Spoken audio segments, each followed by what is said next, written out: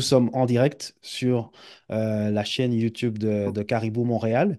Euh, bienvenue au Caribou Note. Bienvenue à toutes les personnes, ceux qui nous connaissent, ceux qui ne nous connaissent pas. Je vais d'abord faire une brève introduction sur ce que fait Caribou Montréal et c'est quoi notre série Retour à la Terre-Mère. Donc Caribou Montréal, ça veut dire, c'est dans le nom, c'est Caribou en Swahili qui veut dire bienvenue. Et en fait, on souhaite la bienvenue à tous les membres de la communauté afro-caribéenne à travers le monde. La bienvenue, ça veut dire confiance en soi, mais aussi avoir confiance entre nous, c'est-à-dire avoir confiance en la concrétisation de projets qu'on peut faire ensemble. Et qu'on a aujourd'hui, c'est quelqu'un qui représente en fait, représente très bien cela. Et dans notre série de Retour à la Terre-Mère, accueille aujourd'hui Beli Guerreau. Je veux bien prononcer? Bonjour. Très bien, merci, bonjour. Ouais. Bonjour. Lui, il a fait le chemin de Montréal à Abidjan et je dirais que peut-être qu'il fait même des allers-retours entre C'est Montréal et ça, Abidjan. Donc, c'est ça. on va bien en discuter. Donc, Gbeli, comment ça va? Écoute, ça va super bien. Je suis très ravi d'être parmi vous.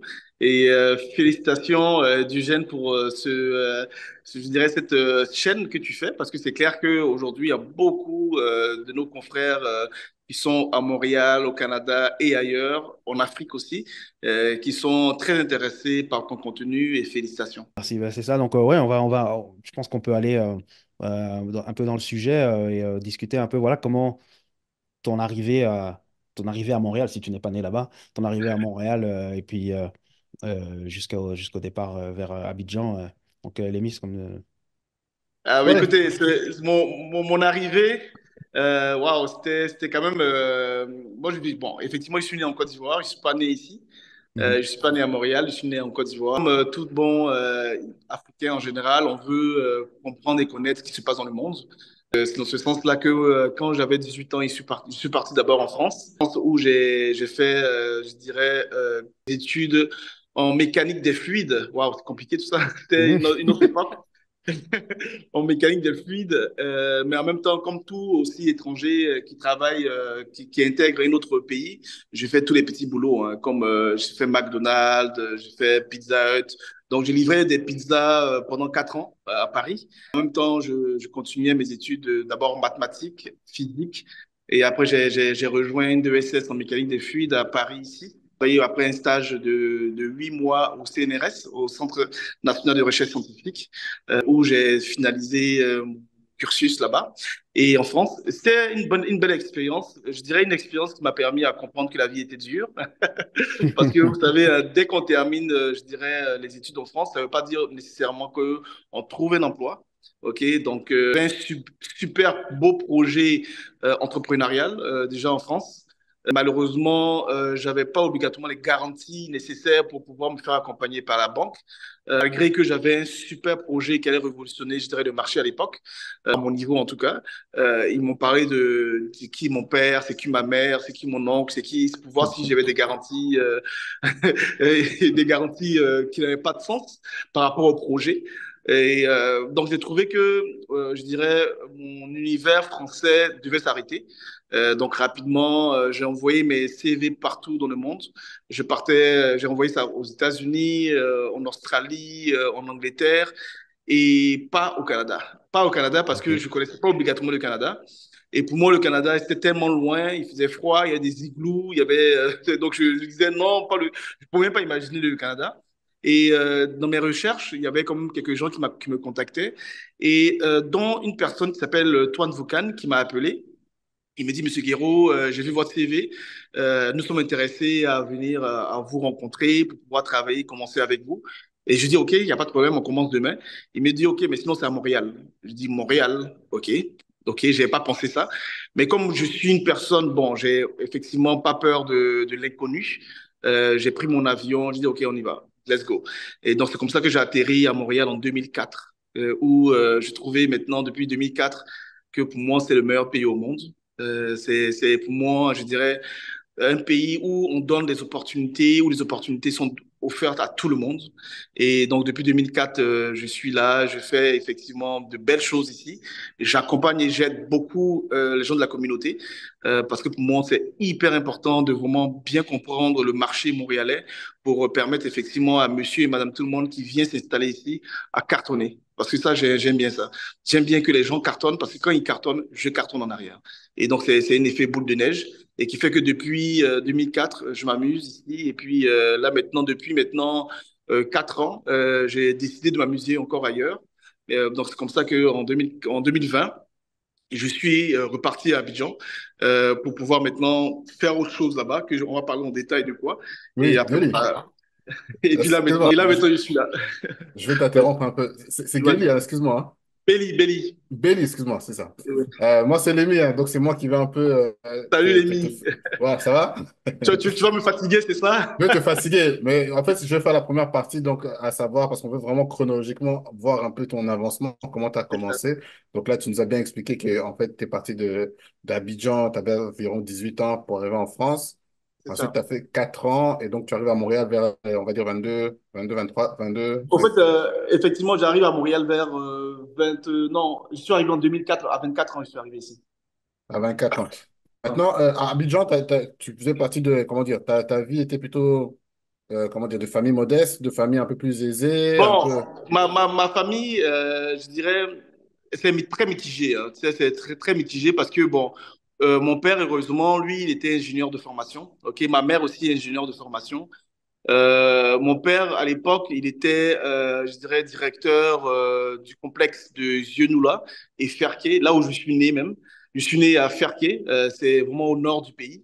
OK. Pour moi, mon univers, c'était effectivement, je suivais mon père partout parce que mon père et ma mère, ils ont divorcé quand OK. j'avais 3 ans. Et donc, du coup, je suivais mon père où il m'amenait. Donc, j'étais à Ferké, où on a fait 8 ans là-bas. Après, on est parti à Zieunoola, OK, où j'ai fait à peu près 7 ans et je suis arrivé à Abidjan à l'âge de 14 ans. Moi qui pensais que à Zunula et à Ferké, j'étais le roi du monde. À Abidjan, quand je suis arrivé à Abidjan, j'étais comme inconnu du bataillon. Je Ah, m'habillais ah. comme à l'époque comme un Zaïrois. Ça, c'est fou. Tout Merci. le monde rigolait. Mais c'est comme tu en Côte d'Ivoire, tu vois. Mais pour dire que, mais par contre, mon père, quand j'ai vécu avec lui, bon, nous sommes neuf frères, je t'avoue, pas de filles, 9 frères. Et rapidement, mon père, malgré le fait qu'il travaillait bien, il était quand même aisé, je dirais. Il a rapidement fait des choix d'investissement. Ok, il a investi, il a voulu vraiment beaucoup investir dans l'agriculture, des choses comme ça. Et pour ne pas trop rentrer dans les détails avec lui, dans le sens que quand j'avais l'âge même de 8 ans, rapidement, il m'a dit, écoute, là aujourd'hui, là, bon, j'investis, donc les cadeaux de Noël, les cadeaux, boum, c'est fini, là, ne compte pas sur moi. Je vais Mhm. payer ta scolarité, mais malgré ça, ne compte pas sur moi. Je vais tout faire pour que derrière, tu puisses atteindre tes écoles, tes études, tout ça, mais moi, j'investis sur votre avenir. OK? Mhm. J'investis sur votre avenir.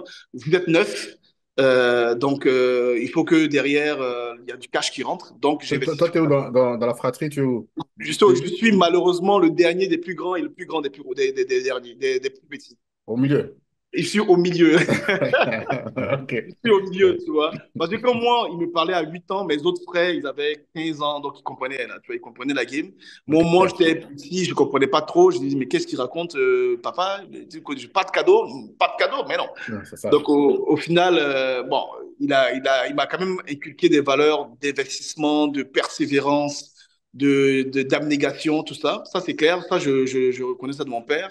Il était quand même très dur. Ça, je peux dire une petite notion à mes frères, là. Il est très dur, très. Mon père, il a toujours raison parce qu'il est médecin, il est ingénieur, il est philosophe, il est historien, il est tout en même temps. Tu vois? D'accord. Ah. Il est tout en Voilà le même bon Multicasquette. temps. padré Ouais. africain. Effectivement, faut pas discuter avec lui, là. Ah. Ses décisions sont les bonnes décisions. Ah. Donc, du coup, après, par la suite, bon, vu que moi, j'ai mon côté aussi, ma mère qui était guadeloupéenne, ma mère est guadeloupéenne. Donc, Ah, OK. du coup, quand je suis arrivé, je dirais, en première, bon, malgré que le fait qu'il me stressait, mon père, tu vois, en termes d'études, j'avais toujours, je dirais, des notes tranquilles. À savoir, j'avais toujours 9,99 pour passer, j'avais Hmm. 9,80 pour passer. En fait, je jouais toujours dans le strict minimum nécessaire. OK? OK. Le strict minimum nécessaire parce que, bon, je connaissais mes capacités. OK? Mais bon, j'étais pas en gros, je dirais, j'étais dans un univers où je voulais pas pousser pour pouvoir me démarquer parce que j'étais plutôt dans le jeu, dans l'amusement, mais en même temps, j'avais mes objectifs, mais je savais que j'allais obtenir mes objectifs, mais j'étais cool, tu vois. Jusqu'à l'âge de, je dirais, première, où j'ai eu quand même la peur de ma vie pratiquement parce que à la fin de l'année, j'ai eu 9,78. Pour passer, c'était 9,80. Et donc, du coup, mon père, en aucune façon, je devais passer en terminale. Il m'a dit, il m'a appelé là un jour, il m'a dit, écoute, double ta première, tant pis pour toi, tu doubles ta première, et si tu passes, je m'occupe plus de toi. Il dit, oh waouh, Wow. c'est OK. chaud là, c'est chaud. Oh. Et heureusement, mes parents étaient divorcés, c'est le côté positif. Ah, OK. Je suis allé voir ma mère à l'époque et j'ai dit à ma mère, je dis, maman, tu sais que ça, tu me fais confiance, non? Je dis, ouais. Elle me dit, ouais, je dis, maman, tu sais quoi? Va plaider mon cas auprès du directeur et quand tu plaides mon cas, je te promets, maman, si tu me fais passer en terminale, je vais tout faire et tu verras, ça va exploser. Et que, parce que moi, à l'époque, déjà en terminale, je voulais partir en France. OK? OK. Donc, j'avais comme là maintenant, j'avais un objectif. Je dis, maman, c'est sûr, fais-moi confiance. Si tu me mets en terminale, je vais cartonner. Et Hmm. donc, du coup, elle est partie plaider mon cas. Le directeur à l'époque, M. Yoboudé, du Tano Namako, l'école, il est venu me voir. Il m'a dit, bon, OK, il n'y a pas de problème. Tu passes un examen. Si ton examen, tu réussis à ton examen, il n'y a pas de problème, on t'intègre dans la terminale. Et finalement, j'ai réussi l'examen. J'ai eu 9,82 Mais pour passer. qu'est-ce que maman a dit pour plaider ta cause pour que ça passe comme ça? Non, en fait, Oui, ma mère me connaissait. Tu vois, elle Ah, elle me le connaissait. connaissait. Ah ouais, Ah, elle elle me te connaissait connaissait. toi. Ah non, elle me connaissait. Tu vois, OK. elle sait que quand je veux quelque chose, là, bah, rien peut m'empêcher. Et rien peut m'empêcher d'avoir cette chose. Surtout quand j'ai un objectif clair, j'ai un objectif smart, mesurable, rien peut m'empêcher pour pouvoir obtenir ce que je veux. Donc, du coup, OK. quand je suis allé voir ma mère, j'ai dit, maman, j'ai pas besoin de te convaincre pendant longtemps. Fais-moi confiance, tu verras, ton fils sera fier de ton fils. Hmm. Et quand je lui ai dit ça, elle me dit, c'est quoi? Je te fais confiance et je te demande rien en retour parce que je sais que tu vas le pouvoir le faire. Ah, OK? ah. Et Quand effectivement, maman elle a dit ça, laissé. ça. Ah non, quand maman dit ça, là, quand maman Oh, dit ça, ça c'est vient de te toucher l'énergie, hein? autrement. Hmm. Tu vois, ça vient te toucher autrement, tu vois. Et elle m'a dit ça, et quand elle m'a dit ça, je dis OK. Ouf. Donc j'arrive en terminale avec mes mêmes amis de seconde, première terminale, mes mêmes amis, la même école, Mhm. sauf que au lieu d'avoir une moyenne de 9,80, j'avais une moyenne de 19,80. Aussi Oh, simple que ça, OK. tu vois. Tout le monde pensait que j'étais un gros tricheur, que j'avais trouvé la technique pour tricher. Hmm. Euh, Le hack. En gros, l'examen blanc du bac, ok, qui s'est fait à l'école, j'étais le premier, tu vois, Ouais. avec mes mêmes amis, mais en fait, les mêmes premiers, deuxième, troisième de classe là, ils sont juste décalés pour me faire une place, aussi simple que ça. Tu vois, dans le sens que j'étais comme hyper motivé. À l'époque, je faisais avec mon ami Fabrice, je faisais du VSD, vendredi, samedi, dimanche, à savoir de 22h à 6h du matin, on s'assoit, on travaille. 22h vendredi, samedi, dimanche. Tel point qu'un jour, je rentre à la maison à 6h30 du matin, mon père qui me voit, qui me court après pour me tabasser, parce qu'il me disait, mais putain, mais tu vas t'amuser, tu vas Hmm. t'amuser. Il me Donc, tu dois court là, étudier. tu vois. Hmm. Alors que moi, j'étais pour l'étude. Je travaillais comme un fou, là, tu vois. Parce qu'effectivement, j'avais un objectif. Et ce qui n'a pas manqué, c'est que en terminale, j'ai eu une mention très bien. J'ai eu comme 16 ou 17 de moyenne, là.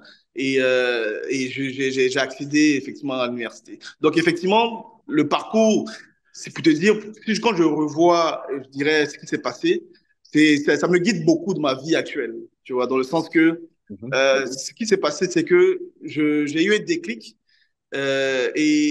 quand je me suis fait guider par un objectif précis. Mon objectif précis à l'époque, c'était tout faire pour partir en France ou bien en Guadeloupe chez ma mère. Tu vois, je devais accéder à une université intéressante que je jugeais intéressante pour moi. Et peu importe, c'était un truc personnel. Et je me suis dit, il fallait que j'y arrive. Et chose que j'ai faite. OK? Mais ça, tu l'as eu quand? Tu l'as eu quand ton père t'a dit justement si tu doubles après, c'est à ce moment-là que tu as eu ce déclic-là?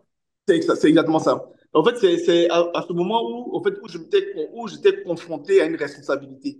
À savoir, mon père, j'ai perdu sa confiance. OK? J'ai perdu sa confiance. Et donc, du coup, quand il m'a dit ça, je me suis senti effectivement blessé de l'intérieur. OK? Je me suis senti, je dis, mais non, c'est pas vrai. Pourquoi il me dit ça? J'ai beaucoup réfléchi, je me suis remis en cause. Parce que tu sais, quand le papa africain dit non, tu peux pas dire oui derrière. Mhm. Donc, si je partais pour dire oui, il fallait que je prenne mes responsabilités derrière.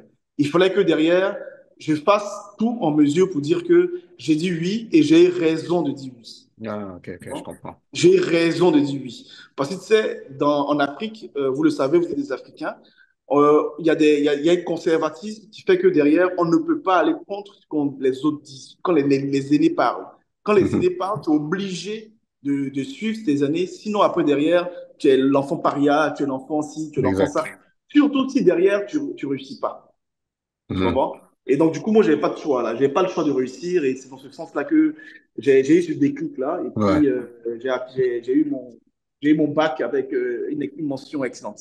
Excellent. Non, c'est bon. En fait, pourquoi je te posais cette question d'où tu venais, de quelle famille tu venais? Parce que justement, quand tu dis que tu arrives en France, tu as fait 4 années en tant que chauffeur, enfin, de livreur de pizza. Tu vois, je voulais savoir un peu quel était son mindset qui faisait que tu t'es dit, OK, moi, je peux faire livreur de pizza même si je fais des études, tu as dit d'ingénieur, non? Oui, en fait, mathématiques, physique, DESS. En fait. Voilà, c'est ça. Tu n'as pas eu la grosse tête de se dire, mais pourquoi est-ce que moi, je vais faire des boulots de. T'as pris ça, tu dis que tu fonces à Montréal, tu as une occasion, tu fonces. Donc, en fait, c'est depuis le pays déjà que on t'avait déjà culqué cet esprit de fonceur comme ça. Ah, ça, c'est clair. Ça, je le dis encore une fois. Mon père et ma mère, ils m'ont tout donné pour travailler mon esprit, tu vois. Mon père m'a jamais dit qu'il y a des acquis que j'avais. Ok, il m'a Mhm. jamais fait savoir de toute façon que j'avais des acquis. Et comme je dis, j'ai 9 garçons, donc automatiquement, j'ai pas d'acquis là, tu vois. Je suis un numéro, même si je sais qu'il m'aime, je sais que voilà, il y a pas de problème pour ça. Mais moi-même là, tu vois, je me disais que j'ai pas d'acquis et automatiquement, je devais comme construire ma vie, tu vois Mhm. construit ma vie. Et la beauté de l'histoire, c'est que nous sommes 9 frères et puis on est tous dans des hauts postes. On a tous bien réussi, on travaille tous très fort et ça OK. fait partie de cette éducation-là. Tu vois, donc cet acquis-là, on a eu vraiment avec le père, avec la mère qui nous a vraiment inculqué quelque chose de fort. Tu vois. OK. Maintenant, après, derrière, chacun maintenant, pour moi, ce que je dis maintenant, c'est que effectivement, ma personnalité et la manière que j'ai vécu mon enfance, c'est pas obligatoirement la même manière que mon frère a pu vivre son enfance. Parce qu'il n'avait pas le même âge, il n'a pas la même personnalité, etc. Moi, ma personnalité a fait que derrière, j'ai vu que je devais même pas, je devais comme je dirais, accentuer sur certains profils, sur certains, en gros, je dirais, avantages de la personnalité que je devais comme mettre en avant. La persévérance, pour moi, c'était comme quelque chose que je devais comme mettre en avant. Parce que mon père, rapidement, comme il dit, il ne me donnait même pas d'argent de poche. Je marchais à pratiquement 5 kilomètres pour aller à la maison. C'était quand même, même si OK. je fréquentais des milieux de riches, okay, parce que j'avais des amis riches, et puis bon, j'avais des amis qui sont très à l'aise, qui partaient aux États-Unis en vacances, qui partaient même en Thaïlande en vacances. T'imagines à l'époque, partir en Wow. Thaïlande en vacances, tu vas pas en Thaïlande, là. Tu vas en France, tu vas pas en Thaïlande, tu Ouais, vois. je vois. On va dire que le niveau était déjà un peu plus, ouais, un peu J'avais plus des loin. amis de ce genre, tu vois. J'avais des amis de ce genre. Donc, du coup, moi, bon, j'étais comme, je m'habillais normalement, il n'y avait pas trop de différence par rapport à ça.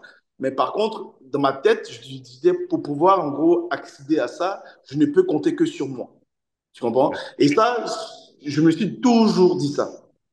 Tu vois? Et dans tout, hein, je me suis toujours dit que je ne peux compter que sur moi. Même si je ne dis pas encore, je dis que ma mère m'aide beaucoup parce que quand je suis allé, par exemple, en Guadeloupe, elle a vidé complètement son compte bancaire pour me donner. À l'époque, c'était 5 millions de francs CFA, donc imagine. Elle m'a vidé mon compte, donc du coup, elle m'a toujours soutenu financièrement quand je suis parti, à sa manière. Mais par contre, je me suis toujours dit que je devais compter sur moi pour rendre l'ascenseur aussi. Tu comprends? La première fois que tu vas comment dire, en Guadeloupe, c'était quand tu étais déjà au Canada ou est-ce que tu étais Non, encore non, c'est quand je sors je sors de la Côte d'Ivoire, ok, à 18 ans, ok, après mon bac, en fait, j'intègre le CROUS, qui est l'université en Guadeloupe.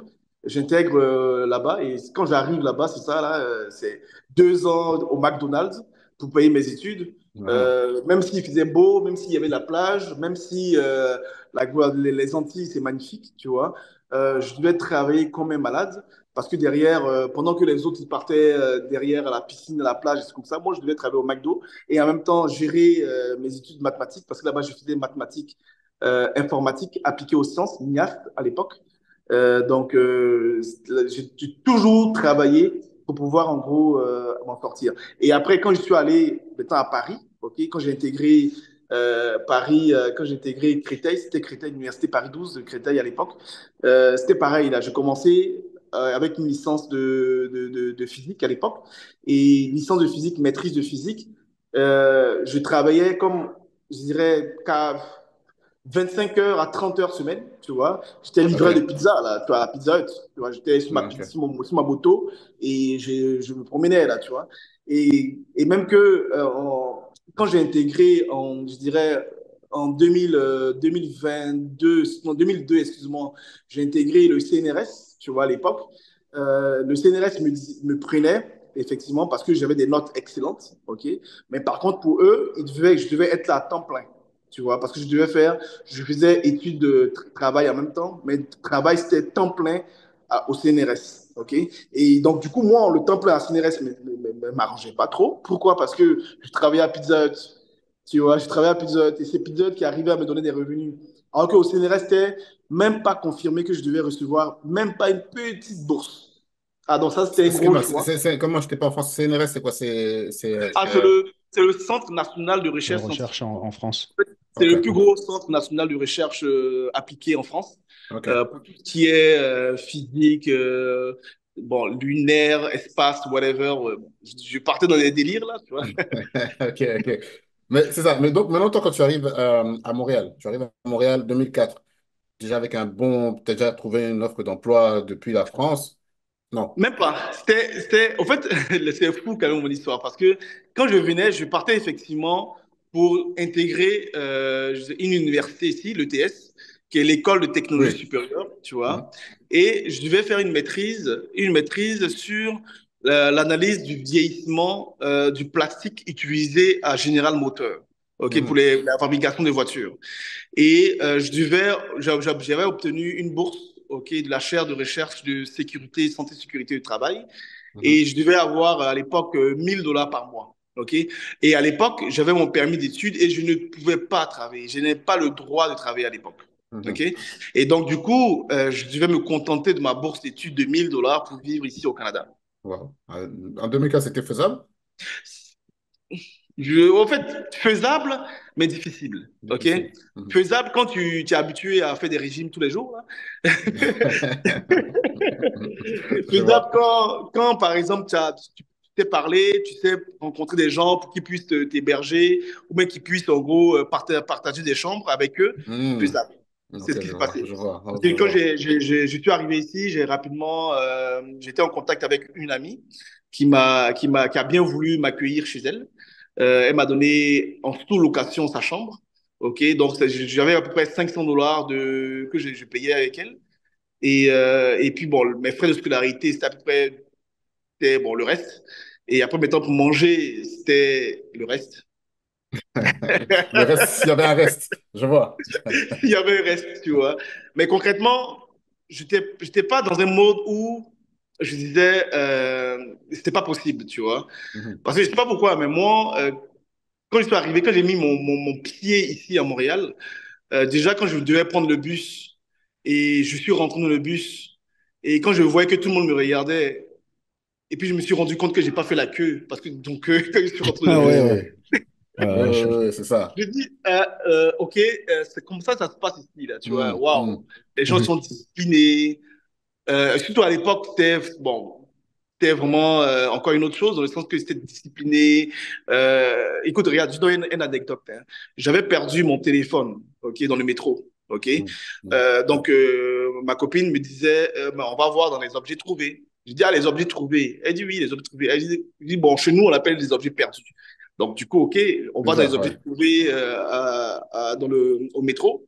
J'arrive, je fais la queue. Il y a une personne en face de moi qui est juste en avant de moi. La dame lui donne comme un gros casier de téléphone. Elle lui dit, cherche ton téléphone. Il cherche, il cherche, il cherche, il cherche. Et à la fin, il dit, je n'ai pas trouvé. Je dis, La OK, waouh. confiance. Je dis, waouh, de tous ces téléphones-là, tu n'as pas un téléphone qui t'appartient ou que tu aimes? Il dit, non, je n'ai pas trouvé. À la Et donc, du confiance. coup, effectivement, et à mon tour, je viens. Elle me fait pareil. Elle me donne un gros casier de téléphone et je cherche, je cherche. Je Tentation. dis effectivement, je n'ai pas trouvé. Tu vois, et ça m'a amélioré, tu vois. Et Ok, je cette vois. société m'a amélioré dans, je dirais, dans ma manière de penser, dans mes actions. J'étais vraiment à l'aise dans ce que je faisais. Et je trouvais que ça m'a donné un autre état d'esprit qui me disait que, ah, en plus d'être persévérant, je devais faire confiance à l'autre. Et je sais que si j'avance, l'autre pourra m'aider à avancer encore davantage. Donc, j'avais comme un esprit d'équipe autour de moi qui n'étaient pas mes équipes, mais qui faisaient partie de mon équipe sans qu'ils le sachent, tu vois. Donc, j'étais plus apaisé, j'étais cool, tu vois, c'était vraiment cool. Et c'est ça que j'ai beaucoup apprécié ici quand je suis arrivé à Montréal. Ok. Donc là, tu as dit en 2004, tu t'es amusé. Tu dis que tu t'es Ah ouais, amusé, mais à quel ouais. moment, justement, t'as fait combien d'années à l'ETS? J'ai fait 2 ans. 2 ans pile poil. J'ai terminé en 2006, là-bas, en août 2006, avec une mention excellent. Oh. J'ai fait à l'époque j'étais intelligent. Hein. J'ai fait des articles que vous pouvez retrouver même sur l'étude du vieillissement du polypropylène. Mhm. J'ai publié ça dans les articles scientifiques. Je me suis fait publier tout ça parce que j'ai trouvé apparemment quelque chose que à l'époque on ne pouvait pas trouver. Et donc j'ai publié. Donc en 2006, je sors de là. Et effectivement là maintenant je rentre dans la vie du travail. Et comme donc du coup moi comme tout bon gars qui très bouqué travaille, je pensais que c'était automatique. Mais malheureusement c'était pas si automatique que ça. Ce qui était automatique par contre c'était la banque. Dès que je sors de là, la banque m'appelle, ils me disent Monsieur Guéraud, est-ce que vous avez un projet quelconque, on est capable de vous accompagner. Et là, effectivement, j'ai vu la différence entre la banque qui se comportait bizarrement quand j'étais en France et quand je sors ici, la banque m'appelle. J'ai même pas fait d'appel. Hein. La banque m'appelle. Bon, à l'époque, c'était Banque Nationale pour ne pas les citer. Ils m'appellent. Ils me disent, Monsieur Guiraud, on a vu votre profil. On aimerait savoir si vous voulez bénéficier d'une marge de crédit de 50 000 dollars. J'ai dit, Waouh. oh. En 2006, Là, en 2006. J'ai quand dit, tu OK. sortais des 1000 dollars de bourse, là. Ok. Ouais. Et j'ai dit, OK, bon, j'accepte. Et j'ai accepté automatiquement. Mais en fait, j'ai vu cette différence-là au niveau de la banque. Et ça m'a allumé sur ma vie plus tard. Je vais vous expliquer pourquoi après. Mais rapidement, je commence à chercher un travail et rapidement, j'intègre une entreprise qui s'appelle Domfer. Hmm. Domfer, c'est une entreprise qui fait de la métallurgie des poudres. Ok, ils font des poudres, ils fabriquent des poudres de fer qu'on voit souvent dans des voitures, dans les jantes, tout ça. Donc, je travaillais là-bas de 21 heures à 6 heures du matin, tous les jours, Toujours à Montréal? Et, toujours à Montréal. et Donc, c'est et tous les jours. c'est en quelle année on se situe? Parce que tu es arrivé en On parle de 2004, là, c'est quoi? 2006 à peu près. Là, c'est 2006, 2006 environ? début Ok, 2007 à peu près. OK, ok. 2000, de 2006 à 2007 à peu près. OK. Mais c'était une courte période. Hein. C'était vraiment une courte période de 4 mois à peu près. Mhm. Je n'ai même pas mis ça je dirais Dans ton CV. dans mon CV parce que c'est une expérience, je dirais, très dure parce que, bon, déjà, je faisais des chiffres de nuit. OK. Quand je rentrais, j'étais tout proprement habillé. Quand je sortais, j'étais tout noir dans mes vêtements. Ok. C'était intense. Je travaillais beaucoup avec des opérateurs qui n'étaient même pas au cégep, qui n'avaient même pas fait leur collège. Et moi, j'étais en gros pris comme en gros une personne qui gérait la qualité de ces poudres qui sortaient. Donc, du coup, je devais faire des rapports, mais c'était un travail. J'ai voulu oublier ça, là, je t'avoue, parce que c'était intense, là, tu vois, Ah c'était oui? intense. Ah ouais, c'était vraiment intense. Parce qu'en plus, je l'ai fait l'été, pendant que vous étiez sur les festivals de jazz en train de Hmm. rigoler. En train Moi, de je travaillais boire. là. C'était intense, mais c'était une très belle expérience en termes de technicité. OK? Parce que je travaillais dans les laboratoires, toujours ce que j'ai toujours voulu faire. Je travaillais dans les laboratoires, je partais dans les éléments de base, vraiment même dans la métallurgie, dans lequel que j'ai fait mes études. Donc, du coup, j'apprenais mes concepts et du coup, je devais passer par là. En fait, je devais passer par là. Et pour moi, c'était comme une expérience que je devais faire. Et Hmm. c'est pas que je ne trouvais pas d'emploi, c'est pas ça.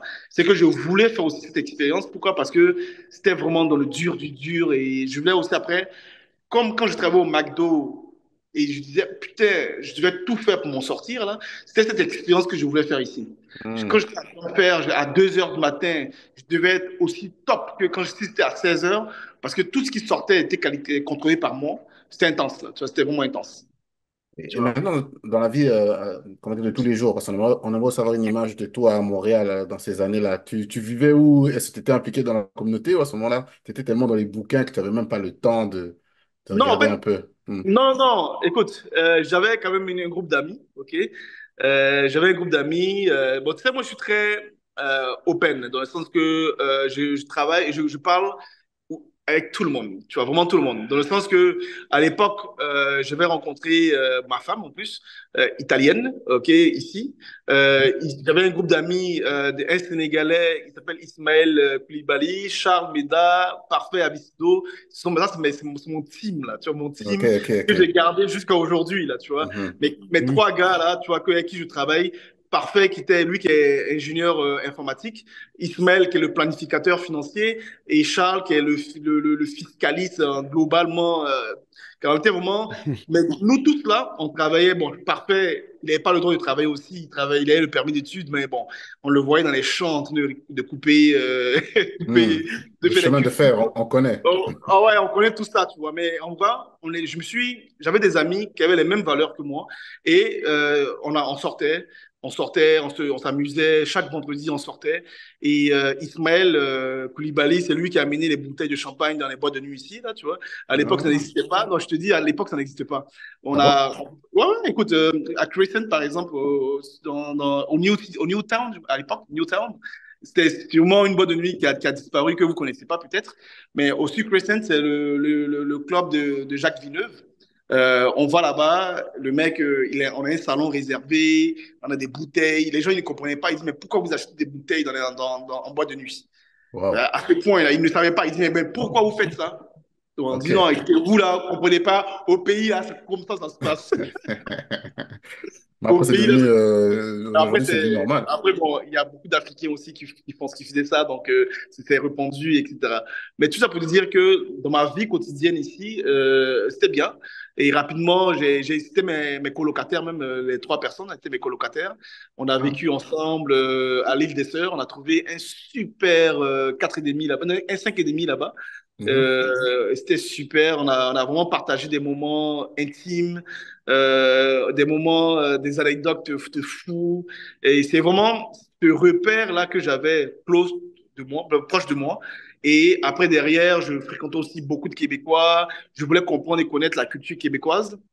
Donc rapidement, j'ai eu quand même des bons amis des Québécois, des bons amis italiens, tout ça, avec qui je fréquentais. Et puis, bon, c'est ça qui a fait aussi que j'ai beaucoup apprécié ma vie ici et que j'apprécie beaucoup ma vie ici parce que j'ai ma communauté que j'aime et que je chéris, mais j'ai aussi d'autres communautés que je me suis construit ici et que j'adore, en fait. Tu vois? Ok, Donc, ok, ok. la vie est cool ici pour moi, hein. Ça, je t'avoue. Montréal, j'adore. Mais je vois ça, je vois ça. Mais maintenant, à quel moment tu t'es dit, ben, parce que pendant ces années-là, tu dis que tu travailles, mais à quel moment tu t'es dit maintenant, voilà, il faudrait quand même que je retourne, ou en tout cas, je sais pas si tu t'es dit, j'ai déjà mon activité là-bas, que je continue, ou à quel moment le fait de ne plus, parce qu'à ce moment-là, tu vis ici, est-ce que ta tête était, je reste ici pour vivre jusqu'à la fin de mes jours, ou est-ce qu'il y avait déjà un projet qui était lancé, juste pour savoir à quel moment tu as Non, en pensé fait, à en réalité, l'Afrique? tu sais, pour moi, l'Afrique a été toujours à un côté de ma tête. Tu vois, tous mes projets que je réalisais, dans ma tête, je me suis dit, ah, je vais retourner un jour en Afrique. Tu comprends?